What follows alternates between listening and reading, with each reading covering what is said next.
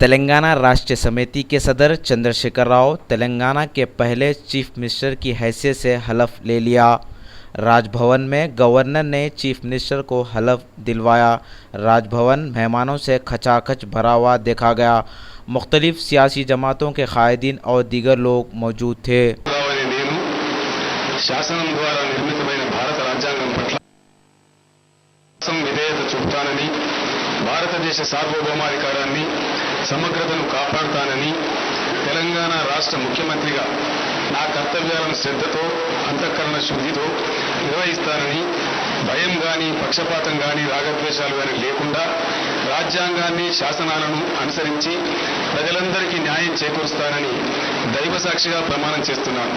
నేను కల్వకుంట్ల చంద్రశేఖర్ రావు అనే నేను తెలంగాణ రాష్ట్ర ముఖ్యమంత్రిగా నా పరిశీలనకు వచ్చినా లేదా నాకు తెలియవచ్చిన ఏ విషయాన్ని నా కర్తవ్యాలను సక్రమంగా నిర్వహించేందుకు అవసరమైన మేరకు తప్ప ప్రత్యక్షంగా కానీ పరోక్షంగా కానీ ఏ వ్యక్తికి లేదా వ్యక్తులకు తెలియపరచనని లేదా వెల్లడించనని దైవ సాక్షిగా ప్రమాణం చేస్తున్నాను.